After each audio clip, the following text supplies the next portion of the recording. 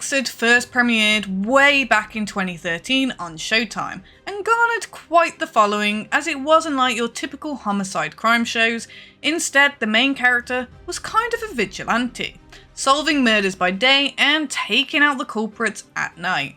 It ran for a whole 8 seasons, but really only the first 2 were based on the original novels, and almost everyone agrees that after the 5th season began airing, the show kind of went downhill, diving deeper and deeper into unbelievable territory where Dexter found himself in more and more predicaments and somehow kept getting away scot-free. When the series finally ended, fans were in a bit of an uproar and left completely unsatisfied, yearning for the days of the young, charming serial killer hunting down other brutal killers and dispatching them in his cold and calculated way. A few years passed and we got Dexter New Blood, where it seems he was living quietly in the northern New York countryside, dating the local sheriff and keeping his dark passenger under control. That is until his son shows up, and for some reason this brings out the bloodlust in him. Of course, shit hits the fan and eventually he's even shot by Harrison, before the series comes to a close, and this was initially planned to be the true ending of Dexter. But wrong again, because here we are in 2025 and we just got Dexter Resurrection, a fucking amazing series. We also got Dexter Original Sin, an unnecessary but fun prequel series exploring his early days at the Miami PD, but we are here to talk about his latest adventure. I'm pretty sure that got cancelled anyway, but it's really good, that prequel. After Harrison shot him in the chest because of the ice and how cold it was on the Iron Lake, he didn't bleed out and was miraculously saved.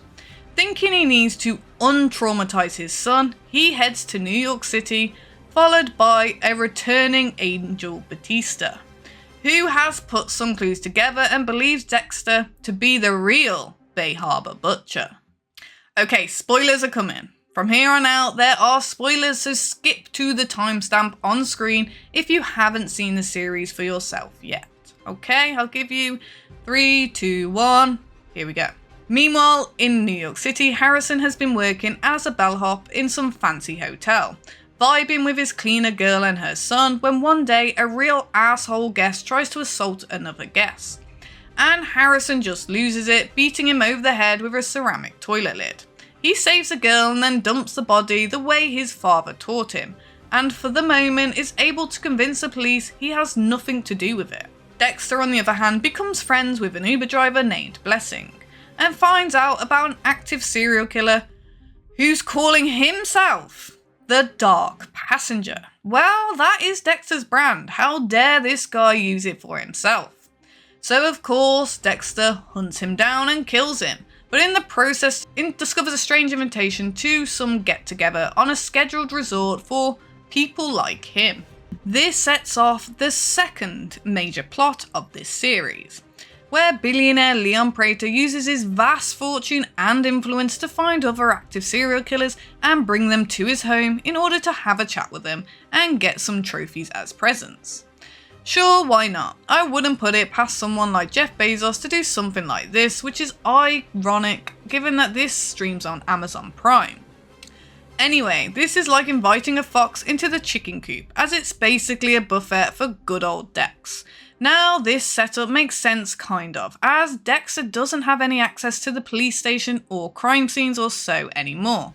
And in keeping with the formula of the series, you know, hunting down and delivering some vigilante justice every episode, he has needed an excuse on how he could find all these different killers. So, the cast of our serial killers includes Lowell, played by Neil Patrick Harris, Gareth, played by David Dastmalchian, Lady Vengeance, played by Kristen Ritter, and Rapunzel, played by the curious Eric Stonestreet, in a brilliant casting move, and you may remember him as one of the uncles in Modern Family, the Clown. He does an amazing job playing that role. Anyway, after almost getting into a relationship with Lady Vengeance, he ends up sparing her life by having her arrested instead of ending up on his table. But because of how Prater's whole thing works, nothing can link back to him. Prater's mercenary bodyguard Charlie, played by Uma Thurman, bribes a guard at the prison to have her killed and make it look like a suicide. Oh, and before Dex has her arrested, he planted evidence linking her to the murder of that douchebag from the hotel, separating Harrison from being a suspect even further. Afterwards, one by one, Dexter begins to stalk his prey and kill them, all except for Rapunzel, who seems to at least be aware that Dexter might be a threat to him, and gets the fuck up out of there back to Wisconsin, of course. During all of this, Angel is desperately trying to convince the detectives Claudiette and Melvin that they should be looking into Dexter as the Bay Harbor Butcher. But he forgets to mention that he is no longer an active duty law enforcement, and so they begin to question his motives.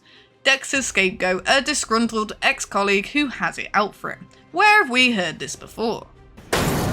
Surprise, motherfucker. Things between Dexter and Harrison have also gotten much better, with Harrison even applying to the academy to become a cop himself. So my guess is he will be taking on Deb's role as protector to keep him off any suspect lists.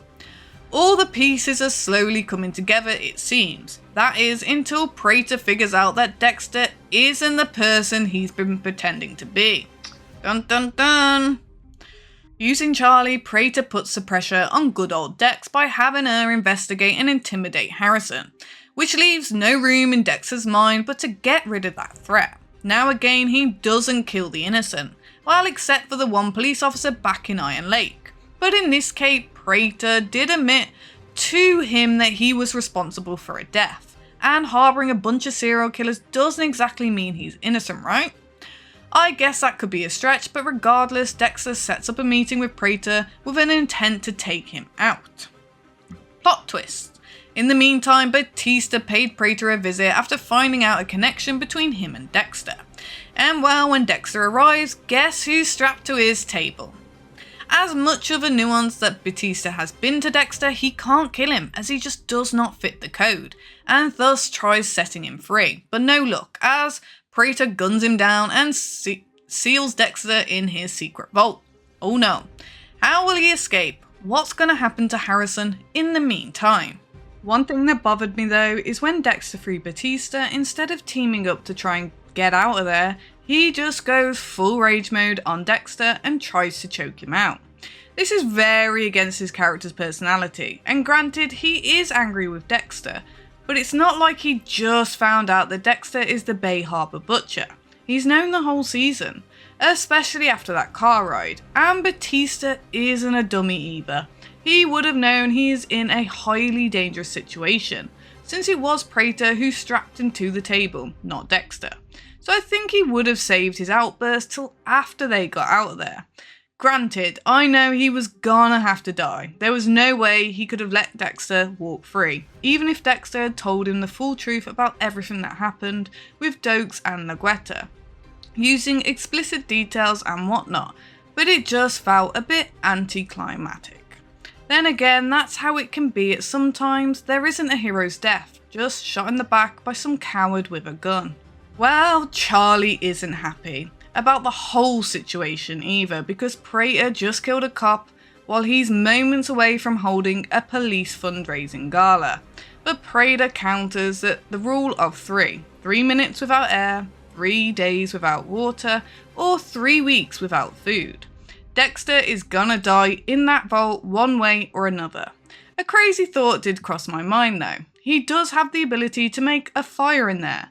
So what if Dex became a cannibal and survived by eating Batista and drinking his blood? I don't think he would do that. Crazy, but anyway, Dexter's a smart guy and begins looking for anything he can use to get out of there when suddenly he gets a visit from his dead brother. I'm surprised that hasn't happened sooner to be honest, but probably because they couldn't get the actor on board. Well, enter Smash Mouth, and hey, Batista left his phone in here, in his coat. After unlocking the phone, he hears a voicemail from Quinn, and it makes Dexter miss his old buddies from his old job. But back to the business at hand. He tries calling Harrison while he's got a mouthful of Gigi, and he keeps ignoring the calls because it shows up as Batista's number. Until finally she picks up to tell him to fuck off and realises it's Dexter. So, infiltration time, and since Harrison has received an invitation to work at the gala anyway, he has a way in. And when he's there, Prater would be none the wiser that Dex has alerted him to the situation. Meanwhile, sifting through some of the files Prater left behind, when he ran off in a hurry escape, Dexter tried to think of the combination for the vault. It's most likely the date of his parents' deaths, but what if he's wrong? The alarm will sound and over 100 cops will rush in to catch him. Is it worth taking that risk? To add more complications to the matter, both Claudette and Melvin are in attendance for the event as well. And since Harrison is already on her radar, anything suspicious will set her off. While Harrison manages to don the disguise of a bumbling waiter pretty well and gets to the stairwell that leads to the penthouse.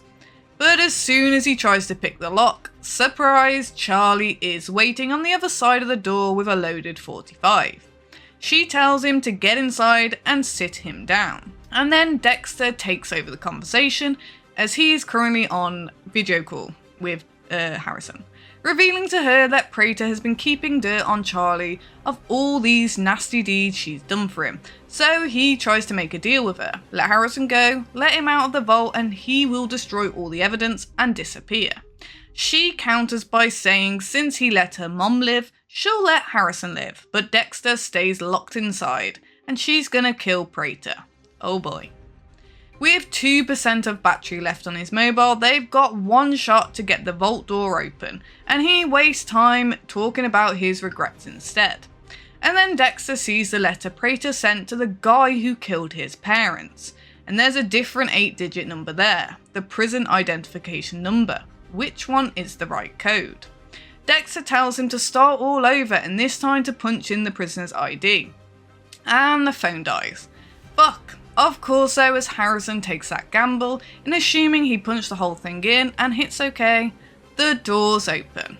While he's glad to see his dad, this is the first time Harrison has ever been inside the vault and sees the collection of all the different serial killer memorabilia.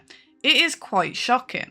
Dexter, on the other hand, scoops up all the other files of all the killers who are still out there, like a crack addict scrounging up the last bit of dope. But the ghost of Harry reminds him he needs to hurry up and deal with Prater first. The only way Dexter can leave though is by using the fake Red Schmidt fingerprint he created previously. So the two need to split up, Harrison going back through the kitchen and out with the help. Meanwhile, Charlie straight up quits Prater, telling him she's done with his shit. Prater doesn't look pleased by this at all though. It's then though that he spots Harrison, and as the savvy manipulator he is, he sees a perfect opportunity for leverage. But it also means that Dexter could be free. He grabs a gun from the security and has them shut all the cameras down and time to go hunting himself. He gets a drop on Harrison through the cameras, while Dexter is making his escape, unaware that his son is a hostage. Prater can't help himself though, and calls Dexter to taunt him. And well, it's time for a showdown in the wine room. I suspect there's going to be a lot of red everywhere when this is all over with. Using some reverse psychology, Dexter tries to convince Prater to kill him instead of his son, because then Prater could be the ultimate apex predator in the concrete jungle. But Prater is a practical man and it's much cleaner to have no witnesses at all, so he's going to kill them both. Remember before when Harrison went to stay over at Gigi's and Dexter gave him some protection? We didn't actually see what he handed him, but it turns out it was a syringe filled with M99. Not ketamine as Dexter's new blood trying to change it to. And so Harrison pulls it quietly from his pocket and jabs Prater in the chest with it, causing Prater to shoot around into the ceiling instead. Dexter tackles him to the ground, pushing Harrison out of the way just in case, and tells him to leave, giving him the fake thumbprint from earlier. Kill room time. Dex and Prater have one last heart-to-heart, and while Prater did always want an up-close show and tell of what the Bay Harbour Butcher does, doesn't get more up and close than this. He begs for his life, but it falls on deaf ears. Meanwhile, the fundraiser is ending and people are starting to wonder where Prater is. And of course, Dexter plunges his blade into Prater. this time foregoing his blood side ritual as he states, "I don't want to remember you," but does take a little souvenirs at Praetor's farm so he can quietly exit the building, of course.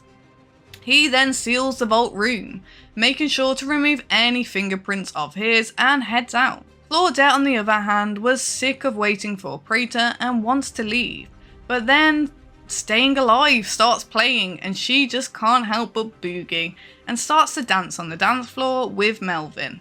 Very random. There's a theory on several forums that she's on the spectrum and that's why she talks and thinks the way she does. But it could also possibly be trauma in her history. There's a possibility we could find out in later seasons. Just before Dexter makes his escape, he sets off the vault room alarm, so the cops can discover what Praetor was really about. And so about 50 of them head upstairs and well, holy shit. However, still no face reveal on the Ripper's identity, just the name Don Frampt, who many suspect to be the alias of Jonah, you know, the Trinity Killer's son.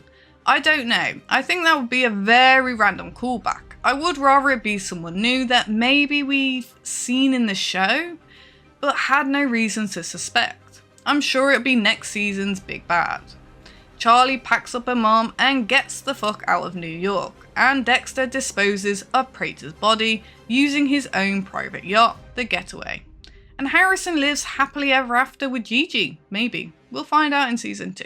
So that wraps up the season so far, and I think it was a good start. Definitely more of a return to form for the series. However, I do think that the other kills felt kind of rushed and not as interesting. The writer said that. I disagree, I enjoyed all of it. Granted, this new Dex is just an Uber driver with no access to forensic or law enforcement stuff. And there were so many loose ends to tie up and retcon that had to be taken care of first. But overall I enjoyed the season and hope that Paramount continues to pull out more.